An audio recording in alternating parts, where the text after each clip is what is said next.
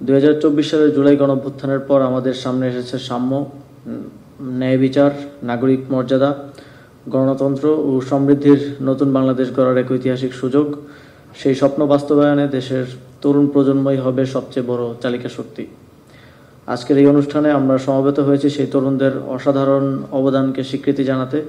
তাদের সৃজনশীলতা, উদ্ভাবনী শক্তি ও মানবিক চেতনা আমাদের সমাজকে এগিয়ে নিয়ে যাওয়ার প্রধান ভিত্তি হিসেবে কাজ করবে। এই যুব সমাজ কেবল স্বেচ্ছাসেবক হিসেবে নয়, বরং শিক্ষা, স্বাস্থ্য, পরিবেশ, প্রযুক্তি ও সামাজিক উদ্যোগের প্রতিটি ক্ষেত্রে নেতৃত্ব দিচ্ছে।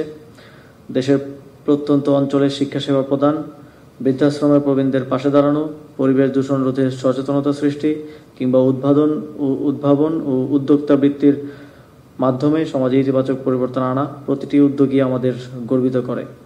সীমিত সম্পদ ও নানা প্রতিবন্ধকতার মধ্যেও তারা সমাজের অগ্রগতির জন্য নিরলসভাবে কাজ করছে। সরকার তাদের এই যাত্রায় সহযাত্রী হতে প্রতিশ্রুতিবদ্ধ। বাংলাদেশের মোট জনসংখ্যার 1/3 যুবক। প্রায় 63% নাগরিকের বয়স 35 বছরের নিচে।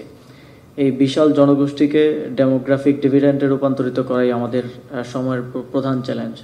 যুব ক্রীড়া মন্ত্রণালয় ইতিমধ্যে এই শক্তিকে কাজে লাগাতে বহুমাত্রিক উদ্যোগ গ্রহণ করেছে।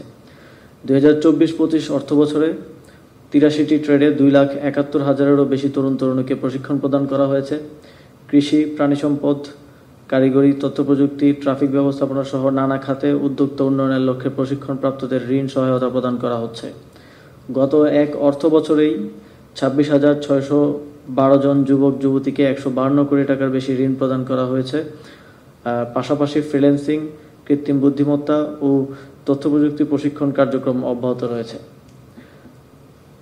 জুলাই গণঅভ্যুত্থানে আহত ও শহীদ পরিবারের সদস্যদের আত্মকর্মসংস্থান সৃষ্টির লক্ষ্যে একটি বিশেষ প্রকল্প হাতে নেওয়া হয়েছে, যার মাধ্যমে 12,877 জনকে প্রশিক্ষণ ও আত্মকর্মসংস্থান সৃষ্টিতে সহযোগিতা প্রদান করা হবে। আরও উল্লেখযোগ্যভাবে আর্ন প্রকল্পের আওতায় প্রায় 9 লাখ যুবক যুবনারীর প্রশিক্ষণ কার্যক্রম শিগগিরই শুরু হবে। একই সঙ্গে জাতীয় যুব নীতিমালা হালনাগাদ ও যুব উদ্যোক্তা উন্নয়ন নীতিমালা 2025 প্রণয়ন করা হয়েছে।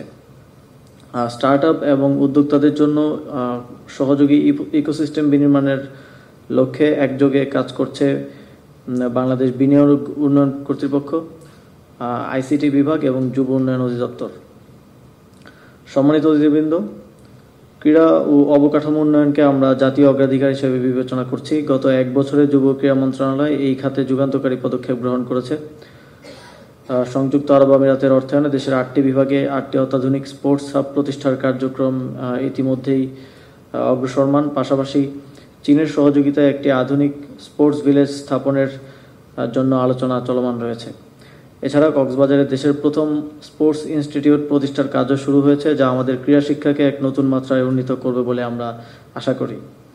অগ্রাধিকার ভিত্তিতে জাতীয় ফুটবল স্টেডিয়াম সংস্কার কাজ সম্পন্ন করে তা বাংলাদেশ ফুটবল ফেডারেশনের কাছে হস্তান্তর করা হয়েছে। ক্রীড়ার বিকেন্দ্রীকরণের লক্ষ্যে নতুন 2টি বিভাগে বিপিএল আয়োজনের প্রয়োজনীয় অবকাঠামোগত সংস্কার সম্পন্ন করা হচ্ছে। শুধু কেন্দ্রীয় পর্যায়ে নয়, বরং বরিশাল, চাঁদপুর, শরীয়তপুর ও নড়াইল সহ বিভিন্ন জেলার একাধিক স্টেডিয়াম উন্নয়ন ও নতুন অবকাঠামো নির্মাণ চলছে। সারা দেশে ইতিমধ্যেই 150টি উপজেলা মিনি স্টেডিয়ামের কাজ সম্পন্ন এবং আরও 201টি উপজেলা মিনি স্টেডিয়াম নির্মাণের প্রকল্প চূড়ান্ত করা হয়েছে। পাশাপাশি 100টি স্কুলে সিনথেটিক পিচ স্থাপনের উদ্যোগ গ্রহণ করা হয়েছে।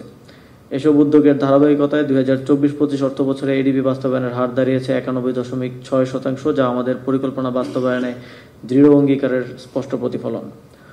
অবকাঠামোগত উন্নয়নের পাশাপাশি ক্রীড়াঙ্গনে প্রশাসনিক সংস্কার, বিকেন্দ্রীকরণ ও স্বচ্ছতা নিশ্চিত করতে পুরনো কমিটি ভেঙে অ্যাডহক কমিটি গঠন করা হয়েছে।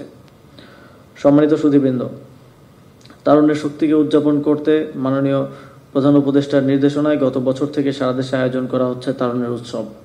প্রাথমিক ধাপে 47,000-এরও বেশি ইভেন্টে অংশ নিয়েছেন প্রায় 2,66,00,000 শিশু, কিশোর এবং তরুণ, যার মধ্যে নারীর অংশগ্রহণ ছিল 1 কোটিরও বেশি। সারা দেশে ব্যাপক সাড়া পেয়ে উৎসবের মেয়াদ 2025 সালের ডিসেম্বর পর্যন্ত বৃদ্ধি করা হয়েছে। সামাজিক সুরক্ষা ও দারিদ্র্য বিমোচনের লক্ষ্যেও মন্ত্রণালয় বিভিন্ন কার্যক্রম পরিচালনা করছে যুব ক্রীড়া মন্ত্রণালয়। সমন্বিত সম্পদ ব্যবস্থাপনা প্রকল্পের আওতায় 3টি বায়োগ্যাস প্ল্যান্ট স্থাপন করা হয়েছে। ক্রীড়াবিদদের জন্য বার্ষিক ভাতা বৃদ্ধি করার উদ্যোগ নেওয়া হয়েছে এবং সারা দেশে 14 কোটি টাকার বেশি ক্রীড়া সামগ্রী বিনামূল্যে বিতরণ করা হয়েছে। পরিশেষে আজকের পুরস্কারপ্রাপ্তদের আন্তরিক অভিনন্দন জানাচ্ছি। আপনাদের অবদান কেবল দেশ নয়, সমগ্র জাতির জন্য অনুপ্রেরণার উৎস হয়ে থাকবে। বিশেষ কৃতজ্ঞতা জ্ঞাপন করছি মাননীয় প্রধান উপদেষ্টার প্রতি আজকের এই অনুষ্ঠানে সদয় উপস্থিত থেকে অনুষ্ঠানকে আলোকিত করার জন্য। পাশাপাশি এই আয়োজনের সঙ্গে সম্পৃক্ত সকলের প্রতি কৃতজ্ঞতা জ্ঞাপন করছি। তরুণরাই এদেশের উন্নয়ন ও সমৃদ্ধির মূল চালিকা শক্তি। তাদের সাহস, উদ্ভাবনী শক্তি এবং মানবিক চেতনা আমাদের পথ দেখাবে। আমি আহ্বান জানাই, যুব সমাজ এগিয়ে আসুক, নেতৃত্ব গ্রহণ করুক, সমাজকে আলোকিত করুক এবং সমৃদ্ধ বাংলাদেশ গঠনে প্রধান কারিগর হয়ে উঠুক।